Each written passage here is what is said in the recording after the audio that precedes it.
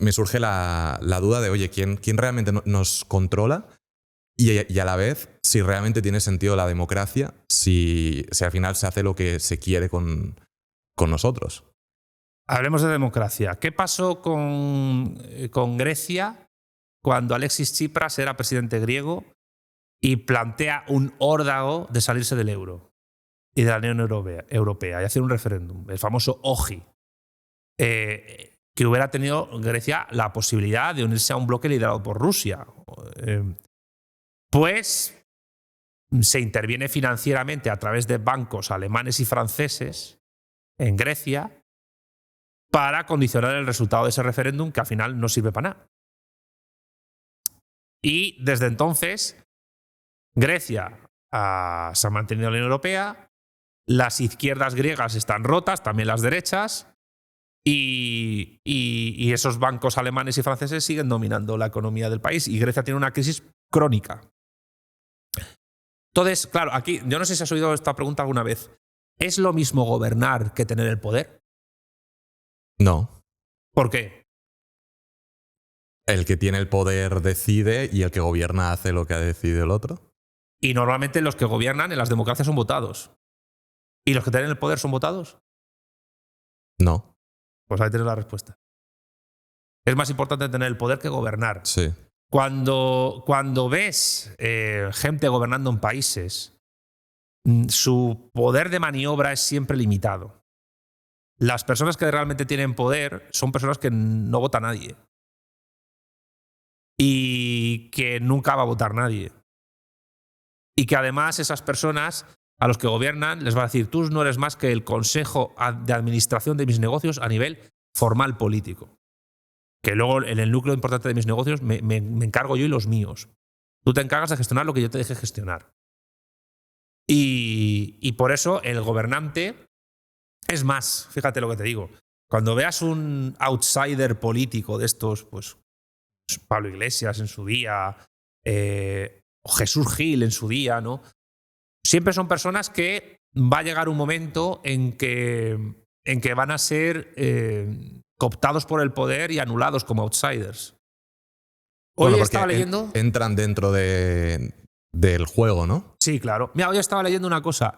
Cuando tú te vas al siglo XX, a principios del siglo XX, ¿por qué ocurre el ascenso pues del comunismo en Rusia, del fascismo en Italia, del nazismo en Alemania, de otros movimientos políticos, etcétera, en muchos países? Porque en aquel momento era mucho más sencillo por parte de algunos grupos políticos transgresores llegar a tomar el poder, porque la cerrazón del poder con respecto al gobierno no estaba tan sólida como después de la Segunda Guerra Mundial. Ahora, prácticamente esos outsiders, esos iconoclastas, esos heterodoxos, están mucho más controlados. Están mucho más controlados y el propio poder elige quiénes son los outsiders y quiénes no. Trump, mismamente. Pensemos en Donald Trump. Empezó siendo un outsider de la política. Se presentó a sí mismo como tal. Yo no pertenezco al establishment, bueno, sí lo era, pero yo voy a acabar con todas las guerras en las que esté metida Estados Unidos, voy a recuperar la soberanía, voy a recuperar las fábricas, voy a evitar que China siga avanzando y además voy a recuperar el bienestar del pueblo. Y al final mira lo que ha pasado. Por estar más que metido en la lista Epstein, pues está ahora mismo... bueno, que esto es muy movedizo, porque ahora Netanyahu le tenía aprisionado, ahora están dirimiendo si Netanyahu ha muerto o no, si los vídeos que están saliendo de Netanyahu están hechos con inteligencia artificial o son otra cosa, sale con 6 dedos, el anillo se le borra de momento en un momento como de la mano. Es raro cuanto menos. Sí, entonces hay que empezar a acostumbrarse ya a que ese tipo de vídeos van a ser muy habituales por parte de políticos. Y claro, da que pensar porque dices, es que hasta un tío que ha tenido tanto poder económico como Donald Trump para llegar al gobierno, realmente se está demostrando que no tiene el poder. Pero imagínate, se me ocurre como hipótesis. ¿Y si el propio Trump de Strangis ha dado información a los iraníes para deshacerse de Netanyahu? Porque estaba hasta ahogado por él. Él está perdido. Yo creo que Trump está políticamente muerto. Pero este tipo de movimientos raros, eso se me ocurre como hipótesis, no digo que sea así. Sí, sí. demuestran que la política no es una ciencia estricta, no es una ciencia exacta. Las ciencias sociales en general no lo son. O sea, no es termodinámica, no es mecánica clásica, no es química, no es geometría. Estamos hablando de fenómenos en donde la acción humana, la acción de los estados, de las clases sociales, de los grupos religiosos, de los lobbies, de los imperios, pues siempre producen y determinan situaciones que nunca nos tienen que llevar a certezas sólidas e intemporales. Y por eso los movimientos y los líderes políticos pues van y vienen y la situación puede cambiar en cualquier momento por cualquier historia. Lo que sí sé es que, lo he hablado con mucha gente, ¿no? Este año 2026 que llevamos, claro, los que vean este vídeo después de 2026 que reflexionen también, ¿no? O sea, A ver qué ha pasado. todo lo que ha pasado en lo poco que... O sea, es que llevamos 2 meses y medio de 2026 y es como si hubiésemos vivido 30 años en nada. En nada. O sea, a la gente se le estaba... Yo hablo con muchos amigos míos y dicen, se me está haciendo muy lento el desarrollo de 2026. Otros años se me han pasado rápido, pero este es tremendo. Pero a mí también me cuesta creer o no quiero creer que realmente como que todo lo que vivimos es una ilusión que han creado para nosotros, para que pensemos que realmente tenemos alguna decisión, pero que todo está controlado por otras personas y sus intereses, porque entonces también las guerras están controladas por otras personas, que eso es así. Incluso hay teorías, ¿no? Bueno, y que no son teorías, sino que es así, cuando hay una revolución, que la gente siente como, oye, nos hemos unido y nos hemos revolucionado contra el poder, pero realmente hay alguien detrás, un grupo detrás que ha financiado eso, que, sí, ¿sabes? Como que todo está organizado, que nos utilizan para que pensemos que hemos sido nosotros, pero que realmente siempre no. Existen las revoluciones de colores. De hecho, hay manuales sobre eso, los de Gene Sharp, de cómo organizar una revolución de colores. Cuidado, que los revolucionarios del pasado también tenían financiación muchas veces externa. Los propios Estados Unidos no se independizan sin ayuda española y francesa. Lenin no llega a Finlandia si los alemanes no le ponen un tren precintado. Mussolini fue agente británico. Ahora, en los papeles de Epstein se dice que los Rothschild le dieron una casa a Hitler en Viena cuando era pobre. O sea, está saliendo cada cosa a nivel histórico. La historia siempre está en revisión constante. Sí, sí. Pero como cosas que al final a lo que llevan es que hay grandes familias detrás de todos los acontecimientos históricos importantes. O de varios. A ver, claro, esto nos lleva a la pregunta, ¿no? Que ¿cómo separas la conspiración de la conspiranoia? Exacto. Mira, Marcelo Gullo, que es mi mentor, politólogo argentino, tiene una frase muy buena que dice que la esencia de la política es la conspiración. ¿Qué pasa? Que conspiración no es lo mismo que conspiranoia. O sea, yo no creo que haya unos Anunnakis que desde otra dimensión estén luchando contra los reptilianos y nos estén dominando o algo así. Si se demostrara eso, madre mía, sería una locura, pero yo lo veo inviable. Pero el término conspiranoia se hace popular para desprestigiar los análisis serios sobre las conspiraciones. Y, hombre, que hay parte de las clases dominantes de los países democráticos que han estado metidos en actos absolutamente depravados y atroces con niños, con menores de edad, que implican abuso, que implican comerse a esa gente, que implican cacerías humanas en conflictos bélicos. Hay gente con mucho dinero que ha pagado por ir a safaris a cazar gente. En África, en Ucrania se ha hecho. Se ha demostrado. Y los que decían eso hace años eran vistos como locos. No. Pues al final, fíjate. Por eso digo que también la gente tiene que reflexionar que no es lo mismo gobernar que tener el poder. ¿Por qué he puesto los ejemplos de principios del siglo XX que te he dicho antes? Porque en ese momento era más fácil que un transgresor pudiera convertirse en un jefe de Estado, en un líder político de un Estado. Ahora ya no tanto. Por eso la transgresión ha dado lugar a la disidencia. Toda disidencia es siempre controlada. Cuando un disidente, un outsider, para lograr poder o influencia social, vende su alma al diablo, ya debe favores. Cuando te pagan por convertirte en un líder político de masas, debes favores a los que te pagan. Y esos que te pagan te van a pedir cuentas en algún momento. También por eso hay que elegir muy bien a quién le vendes el alma. Porque no todos los diablos son iguales. Pero al final todo se sabe. ¿Y cuándo se sabe que se ha vendido su alma al diablo?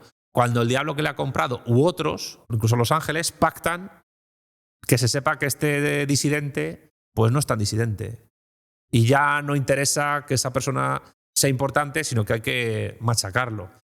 Si roza poder, ¿qué pasó pues con Pablo Iglesias? Pues llegó a la vicepresidencia del gobierno.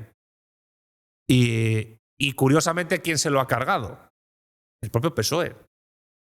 Hoy decía, fíjate, Federico Jiménez de los Santos, nada sospechoso de ser simpatizante de Pedro Sánchez. Decía que la derecha española, lo que se entiende por derecha española, le tiene que agradecer al PSOE haber acabado con Podemos. ¿Qué ha pasado en las elecciones de Castilla y León? ¿Cómo han quedado Podemos? ¿Cómo ha quedado Sumar? Alvise Pérez ha sacado más votos que ellos. Y eso que Alvise también ha bajado de votos. Y Vox ha tenido un buen resultado, pero tampoco para tirar cohetes. Entonces, ¿hasta qué punto la gente votando puede decidir sobre su destino y sobre el destino de un país?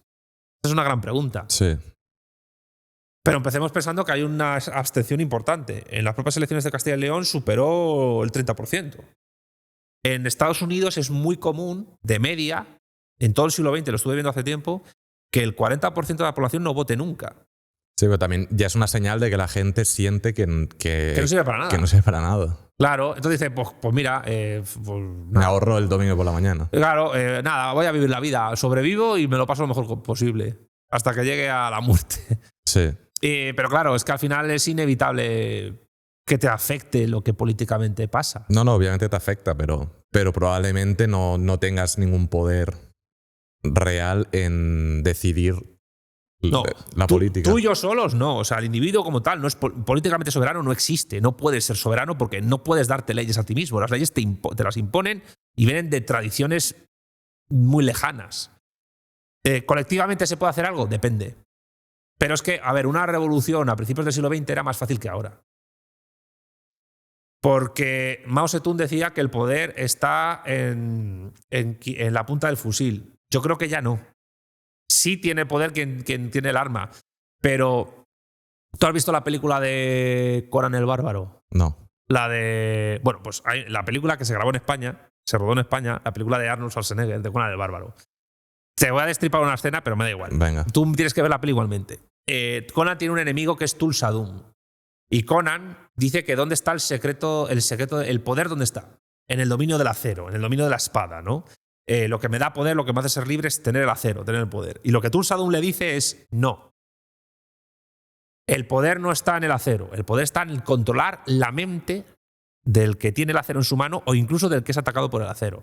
Y le hace una demostración. Pues lo mismo pasa, la frase de Mao Zedong yo creo que ya no aplica, porque el poder no está en quien tenga el fusil en sí. O sea, tú puedes tener una fuerza política muy activa en las calles, movilizando gente, pero si tú no cambias las mentes, si tú no tienes capacidad para penetrar en la mentalidad de la gente, no sirve de nada a la larga. Tú te puedes tirar... Bueno, igual, y perdona que te corte, igual el poder ahora está en Internet, en quien domina Internet, porque al final es donde pasa mucho tiempo la gente y al final lo que ve en Internet es lo que cree y es como dominar su mente. Para alguna gente joven sí, todavía los boomers ven mucha tele. Sí. Bueno, serían en los medios de comunicación digitales o físicos. Y tú imagínate cuando, como quiere Elon Musk o alguno, se puedan implantar chips en el cerebro donde tú, un ser orgánico, tenga conectividad con Internet y con inteligencias artificiales. Imagínate que un día te conviertes en una persona problemática y te desconectan. Sí. O sea, eso da miedo. O sea, quiero decir, son situaciones que parecen de ciencia ficción. O que desde pequeño estás acostumbrado, cuando piensas, una IA te dice la respuesta y lo das como la realidad. Entonces, como que no te cuestionas las cosas, sí, ¿sabes? O la tontería esta que es un poco paranoica, ¿no? De que, joder, estaba hablando con mi pareja de irnos de vacaciones a X sitio, de repente estoy viendo el Facebook y me sale el algoritmo ese sitio, un hotel. Sí. ¿Cómo es posible si tenía...? Bueno, porque... O sea, quiero decir que ahora... Eso al extremo. El control de nuestras vidas es tan apabullante, tan inmenso, es mayor que cualquier otro control político que podía haber existido en el pasado. Y se está desarrollando en democracias, curiosamente, y gracias a la tecnociencia. Entonces, claro, ¿Quién controla todo eso? ¿Los que gobiernan, que son votados por una parte de la población que vota, o por los que tienen realmente el poder? Un hombre, un voto no es una relación de poder. Normalmente es algo más, es un euro o un dólar, un voto. Cuanto más euros o dólares tengas, más vale tu voto. Cuanto más poder tengas, más libre eres. ¿Cómo funciona realmente el poder en el mundo? ¿Lo mueve el dinero, la política, las guerras? Todo eso está relacionado entre sí, desde hace milenios. Además, no solo el dinero, es la moneda, que es una forma específica de dinero que se ha comido a todas las formas de dinero anteriores. Antes de que existiese la moneda, el dinero pues eran granos de arroz, diamantes, etc. Pero en el momento que existe la moneda, que es un tipo de dinero con un sello estatal, con la efigie de un rey o con el escudo de un imperio, entonces eso ya se convierte en algo más que una letra de cambio. Es un instrumento de poder, un instrumento geopolítico. Y quien controla la moneda que permite los intercambios internacionales puede controlar el mundo. Entonces hay una relación fuerte entre moneda, ejército y otras formas de distribuir y de implantar el poder. No hay solo una forma de poder, pero todas se relacionan. Y en la sociedad o comunidad política que consigue el equilibrio, vamos a decirlo así, entre todos esos elementos y encima lo hace de manera efectiva y pone a más sociedades políticas a su servicio, es la que se impone. Y esto muchas veces se consigue con la moneda, ¿no? Como por ejemplo Estados Unidos. Con el dólar, que es la gran moneda imperial. Es decir, ¿cuánto vale? Yo discuto con muchos economistas sobre esto. Dicen, el dinero fiduciario no vale nada porque es papel. Bueno, vale lo que vale el Estado imperio que lo imprime. Es decir, ¿cuál es el valor del dólar? Lo que vale Estados Unidos, lo que vale su marina, lo que vale su ejército, lo que valen sus satélites de comunicación, que también son satélites militares, lo que vale su infraestructura de tecnociencia y de comunicación y de información. Pensemos que prácticamente todas las grandes empresas privadas estadounidenses que se han formado, tipo Google o incluso Tesla, etcétera, para tecnología aeroespacial o tecnología de información, parten de inversión y tecnología militar previa que se la cede. Con lo cual, de alguna manera, son tentáculos de ese poder. Y eso lo hizo España antes con el Real de A8. Nosotros tuvimos una moneda de implantación universal que duró bastantes siglos y que fue fundamental para el dominio de España en el mundo, de los océanos. Previamente, pues, otros imperios la tuvieron. Entonces, cuando pensemos en moneda, cuando pensemos en dinero, mejor dicho, en moneda, pensemos que es un instrumento y que no es un mero instrumento económico, que también es sobre todo un instrumento político. ¿En qué beneficia, por ejemplo, a Estados Unidos que todo el mundo utilice el dólar? A mi entender, lo que le permite es pues, poder generar ellos mismos los dólares y que luego lo utilizan para mejorar la parte militar. Entonces, pues lo que hace mejorar la parte militar es que valga más su moneda, ¿no? Como que va dando vueltas, pero ¿tiene otros beneficios? Sí, el beneficio fundamental es evitar que otros estados utilicen su moneda como alternativa al dominio que ellos quieren implantar. Esto viene desde los años 70, cuando el petrodólar se convierte en la moneda de intercambio mundial, ese pacto que hace Estados Unidos con Arabia Saudita después de la crisis del petróleo. Ahí es donde está el punto de inflexión. Primero fue Bretton Woods y luego fue esto, que fue incluso, yo diría, que más importante. Y claro, la moneda es eso. La moneda es un instrumento que permite a un imperio implantarse casi de manera universal. ¿Cuál es el gran peligro que puede ver Estados Unidos actualmente? Pues que pueda haber otras potencias que busquen implantar otra moneda de intercambio mundial para comprar y vender materias primas importantes como el petróleo. Pensemos, por ejemplo, en el caso de Gaddafi. Cuando Gaddafi, presidente de Libia, cae, en el momento en que Libia cae, era el país con el mayor índice de desarrollo humano de África. Previamente Gaddafi había dicho que él quería establecer una moneda, que podía ser el dinar u otras, que sirviese de intercambio petrolífero y al mismo tiempo para implantar una moneda para la Unión Africana. ¿Qué países estuvieron en contra de eso? Estados Unidos y Francia. Cada uno por motivos diferentes pero complementarios. Estados Unidos porque era algo contrario a sus pretensiones, que ya te las he dicho, y Francia porque atentaba contra la hegemonía en el Sahel y en otros países que antes eran colonias suyas del franco CFR, que es una moneda neocolonial. Entonces, si a eso le unimos el interés que tenía Francia en que un gasoducto partiese del lago Chad hacia el Mediterráneo pasando por Libia, ahí tienes el motivo principal de su caída. Con lo cual, ahí es donde se ve que la moneda es un instrumento para que los estados, a través de sus ejércitos, se impongan en el mundo. Y lo que no van a consentir es que otros estados utilicen otra moneda de intercambio de esos elementos o materias primas que le permiten ese dominio. Saddam Hussein, ¿por qué cae? Porque quiso en un momento dado pasar del dólar al euro para intercambiar petróleo iraquí. Eso es lo que desembocó realmente la Segunda Guerra del Golfo. Y vino la excusa de las armas de destrucción masiva, que, bueno, vosotros sois muy jóvenes, pero nunca se encontraron.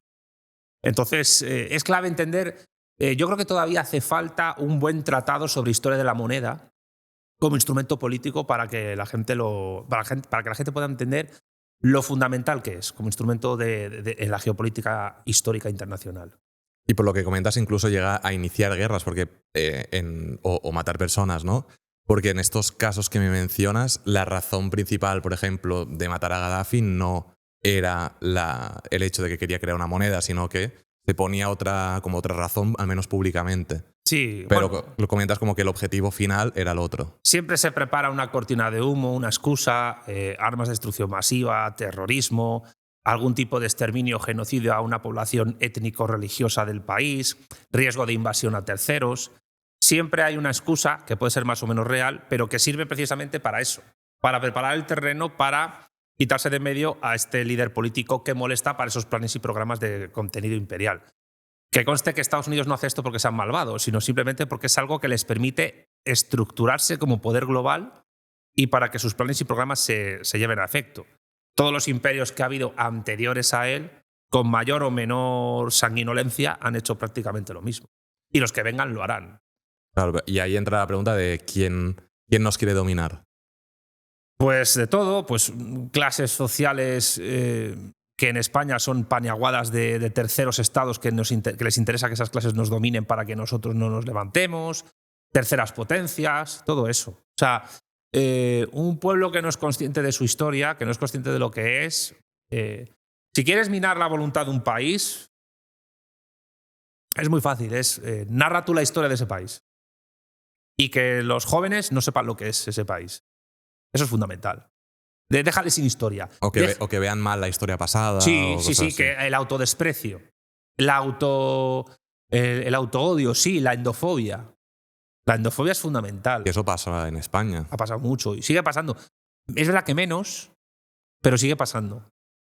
Pero pasa sobre todo porque no solo nos odiamos, es que no nos preguntamos qué hemos sido.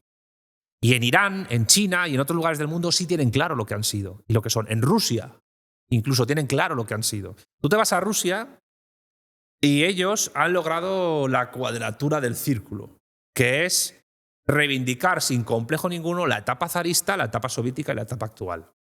Y tienes monumentos, donde hay un monumento, no sé en qué parte de Rusia, donde salen las tres banderas en una misma plaza. Claro, entendiendo que hubieron cosas que estuvieron mal y otras que estuvieron bien. Claro. Pero que es su historia. Es su historia. Y ya está. Es su historia y ya está. Y es lo que hay. Y están orgullosos de los logros de esas etapas. De hecho, en Rusia pasa una cosa muy curiosa. Y es que está mejor visto Stalin que Lenin. ¿Por qué? Porque sí, Lenin es un líder revolucionario, instaura la Unión Soviética, primera revolución comunista de la historia, pero a nivel político, a nivel geopolítico, supuso problemas para Rusia.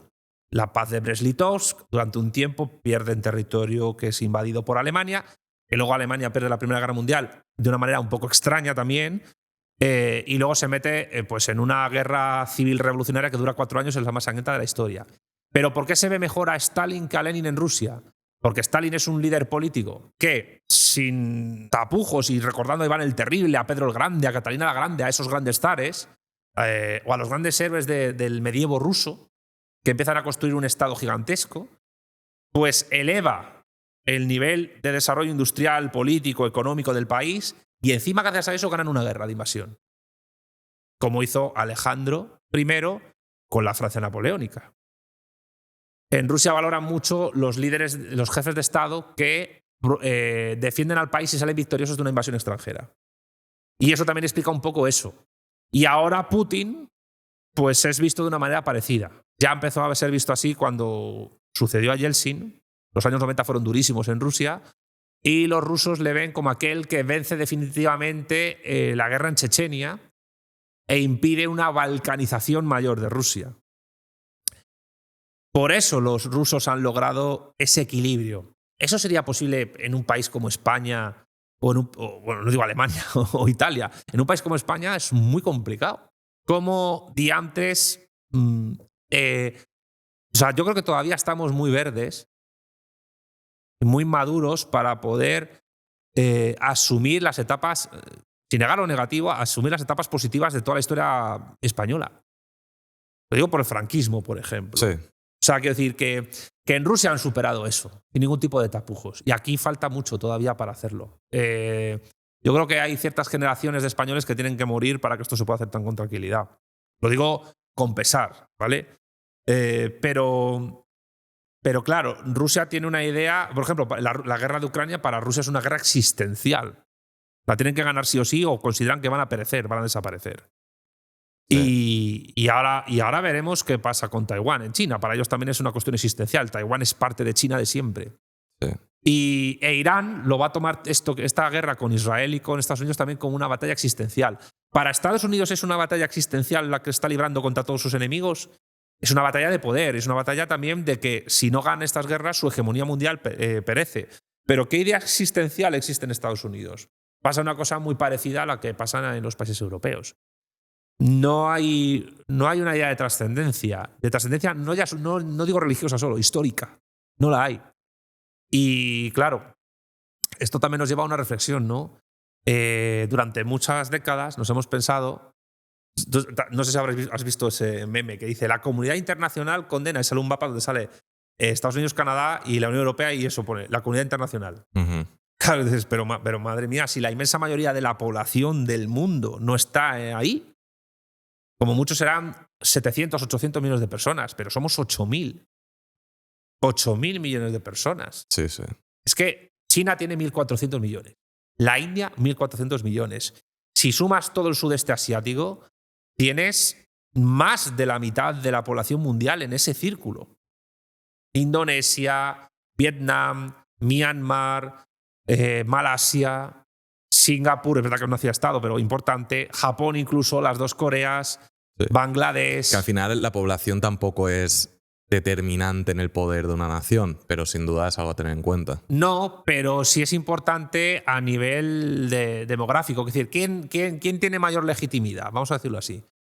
Un país democrático como Luxemburgo que elija a su presidente, que es una población ínfima, o el Partido Comunista Chino que tiene 100 millones de habitantes, que además están sustentados por la permisividad o la aceptación de su dominio por 1.400 millones de personas.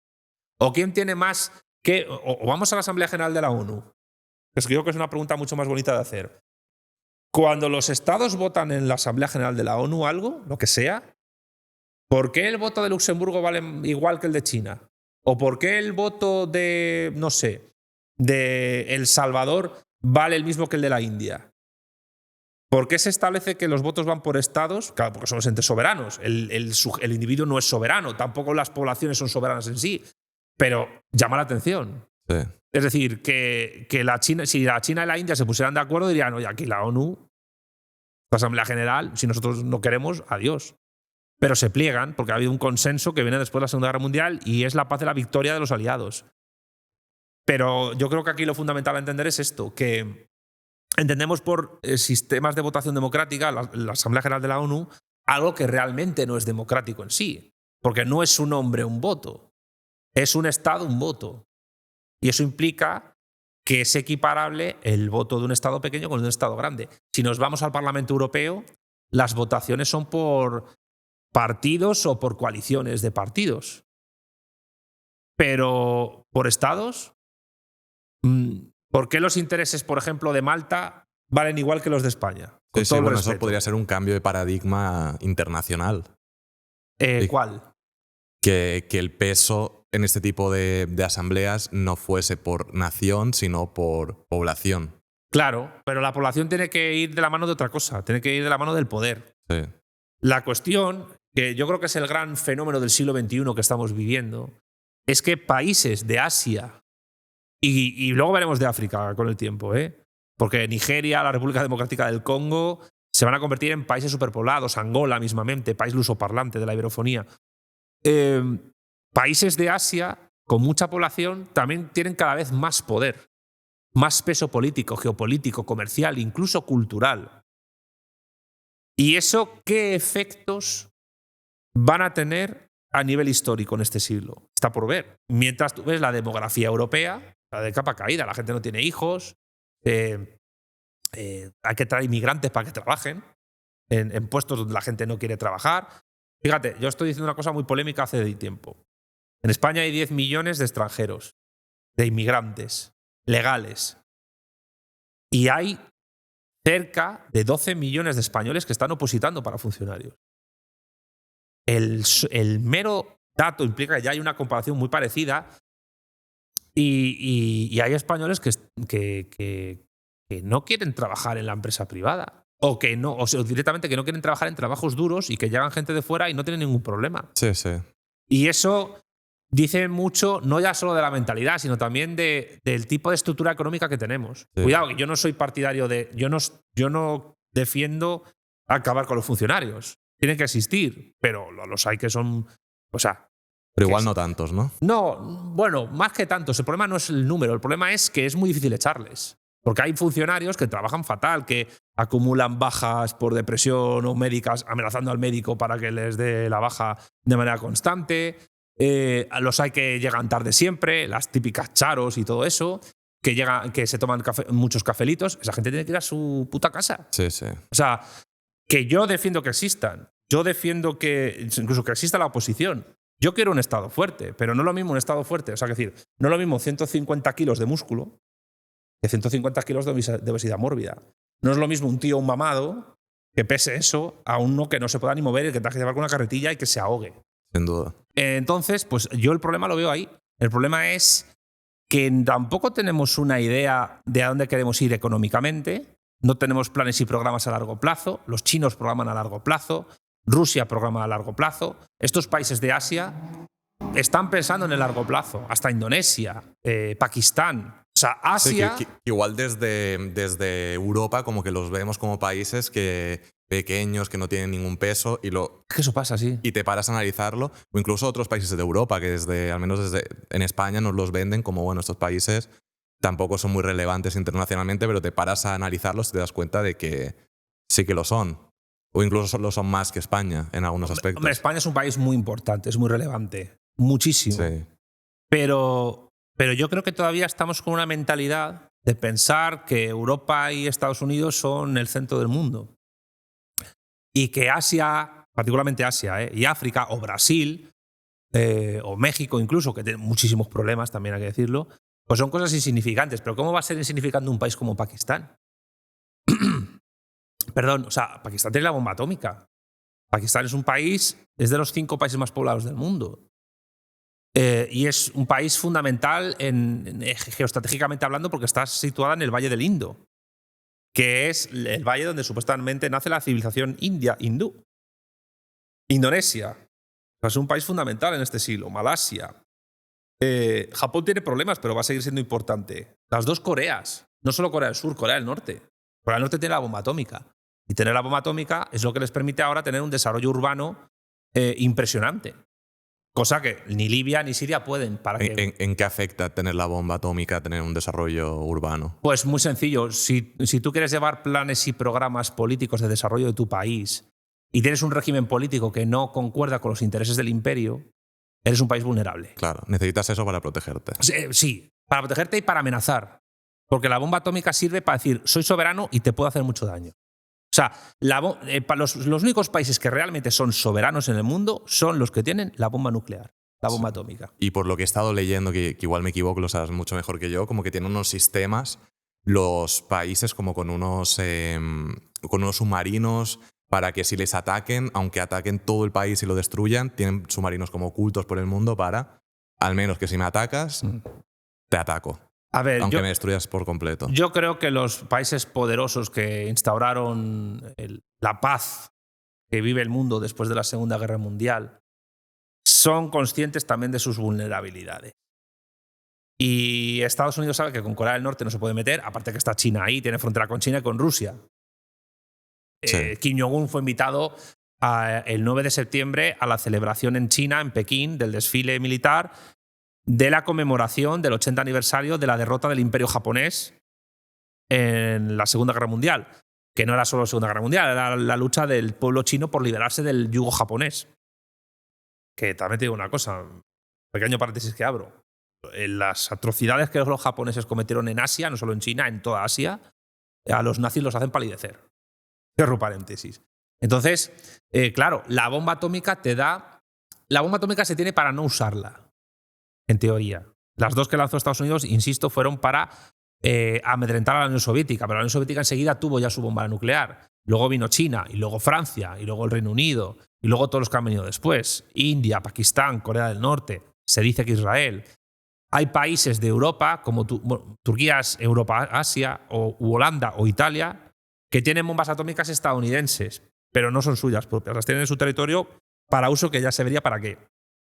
Y hay otros países que podrían desarrollar la bomba atómica. España pudo hacerlo con el franquismo, con el proyecto Islero. No se hizo nunca. ¿Crees que fue un error? Es que yo creo que no nos dejaron. Yo soy de los que tiene la hipótesis, yo tengo en mi canal un vídeo sobre eso, de que el asesinato de Carrero Blanco tenía que ver con que Estados Unidos no quería que tuviésemos la bomba atómica. Estados Unidos no quería que entrásemos en la OTAN con una industria fuerte y con un régimen como el franquista. De hecho, es curioso porque hay gente que piensa, pero en la OTAN no había dictaduras. Y yo, ¿cómo que no? Portugal. Portugal es miembro fundador de la OTAN, con un régimen político muy parecido al franquista, que es el que en su momento dirigía Antonio de Oliveira Salazar, el salazarismo, que no era militar como Franco, era civil.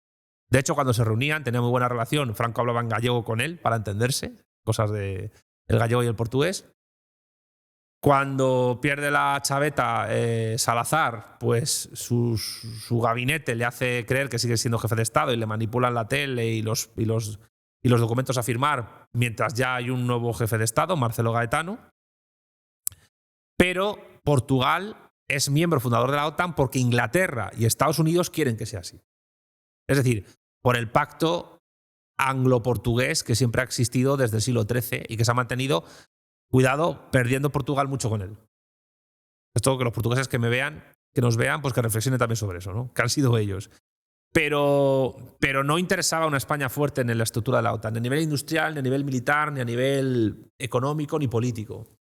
Y ahí entra el proyecto Islero, el proyecto de la bomba atómica española, que nunca se hizo. Y por eso España, después en democracia, firmó el Tratado de No Proliferación de Armas Nucleares. Tener la bomba atómica... La Unión Soviética tenía la bomba atómica, desaparece, pero también por una implosión interna. Pero Rusia las conserva, consiguiendo además la Rusia de Yeltsin una cosa increíble, y es que el resto de repúblicas exsoviéticas no tengan bomba atómica. La Rusia de Yeltsin se opuso a que Ucrania las tuviese. Esto es muy importante también para entender la situación ucraniana con respecto de Rusia. Pero Rusia las conserva como heredera de la Unión Soviética. Es decir, la bomba atómica se tiene para no usarla. Y cuanta menos gente la tenga, mejor. Bueno, eso para los que tienen la bomba. Exacto, para los que la tienen. Claro, para los que la tienen. Para los que no la tienen, pues mal. Sí, sí. Pero por eso, ¿por qué no interesa que Irán tenga la bomba atómica? Porque si Irán desarrolla bomba atómica, se abre la veda de nuevo hasta que se intenten imponer más sanciones de otros países. O sea, ¿qué puede impedir pensemos, no sé, Arabia Saudita, Indonesia, Brasil, Argentina, Detenerla, si la tiene Irán. Evidentemente, sí. Entonces, luego aliados de Estados Unidos también querrían tenerla. Australia. Claro. Sí, sí. Estados Unidos sabe que si ellos la tienen, pues al final a quien se la pida como el permiso de tenerlo, pues tendrían que acabar diciendo que sí y ya. Pero imagínate una situación así. ¿Y si hay países que perdieron la Segunda Guerra Mundial que también la quieren tener? Japón. Alemania, que hay un rearme alemán ahora. Ahora, con Merz, está habiendo un importante rearme alemán que preocupa en Francia. Porque mientras se pasa toda la guerra de Irán, se están produciendo entre bambalinas movimientos geopolíticos que a lo mejor ahora pasan desapercibidos, pero luego pueden ser importantes. Imagínate que Alemania está tratando de reestructurarse geopolítica y militarmente para convertirse en un mayor poder que el que es ya en Europa. Pero militarmente hablando. Claro, militarmente hablando. Porque Alemania es un enano militar desde 1945. Y yo, no sé, yo le digo a cualquiera las palabras rearme alemán y ya Suena mal, suena mal. Pues imagínate una Alemania con la bomba atómica. Francia y Alemania y el Reino Unido con la bomba atómica, que son los dos únicos países de Europa que tienen bomba atómica, son Francia y el Reino Unido. Imagínate que Alemania la tiene. Imagínate que Turquía quiere una bomba atómica propia, no estadounidense. Imagínate, yo qué sé, Holanda. Imagínate... es que... Sí, como que a la potencia mundial, Estados Unidos en este caso, se le escapa el control. Se le escapa el control.